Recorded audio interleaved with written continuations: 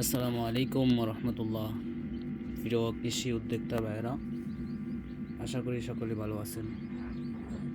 আমরা আজকে যে বিষয় নিয়ে আলোচনা করব, বিষয়টি হলো আমরা যারা লতা জাতীয় সবজি নিয়ে কাজ করি, করলা, লাউ, তারপর শসা, ঝিঙ্গা, চিচিঙ্গা, যত লতা জাতীয় সবজি আছে, এই বীজগুলো থেকে আমরা কিভাবে অঙ্কুরোদ্গম করব, অর্থাৎ বীজ জার্মিনেশন ভালো হওয়ার জন্য আমরা যদি বীজ শোধন না করি তাহলে আমাদের জার্মিনেশন অনেক কম হবে। আর যদি বীজকে একটু কষ্ট করে শোধন করে নিই তাহলে আমাদের জার্মিনেশন 90%-এর উপরে হবে এবং আমার চারাও সুস্থ সবল থাকবে।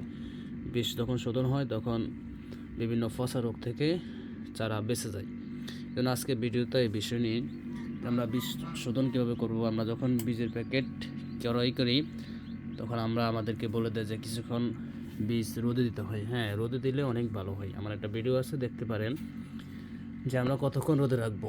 ওই ভিডিওতে বেশি আলোচনা করেছে। এখন হলো রোদে রাখার পরে আমরা বীজটাকে ঠান্ডাতে রেখেছি 4-5 ঘন্টা ঠান্ডাতে রাখার পরে এখন আমরা বীজ শোধন করার নিয়মের দিকে যাব। যে বীজ শোধন আপনি দুইভাবে করতে পারেন, একটা হলো রাসায়নিকভাবে, একটা হলো জৈবভাবে। জৈব পদার্থ আমি বীজ শোধন করবো আজকে কোরুক মাস্টার দিয়ে, ট্রাইকোডার্মা ভার্মিকম্পোস্ট কোরুক মাস্টার যেটাকে বলা হয়।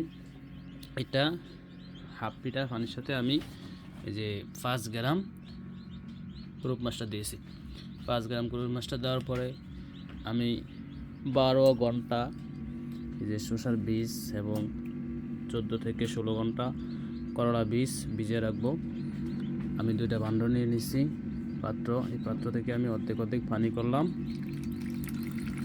করার পরে আমি যে আমার শসার বীজগুলো আমি 12 ঘন্টা রেখে দিব এবং আমি করলা বীজগুলো 16 ঘন্টা ভিজিয়ে রাখবো। ভিজিয়ে রাখার পরে আমার বীজটা শোধন হবে এবং এই কোরুক মাস্টার দেওয়ার কারণে এই বীজে অধিকাংশ ক্ষেত্রে দেখা যাবে যে পচা রোগ থেকে আল্লাহ পাক রক্ষা করা মালিক রক্ষা হবে ইনশাল্লাহ। আর যারা রাসায়নিকভাবে করতে চায় তারা সিলেট ফেলাস আছে, এমিস্টার টপ আছে, এগুলো প্রতি লিটার পানিতে 1 গ্রাম করে দিয়ে বীজ শোধন করতে পারেন।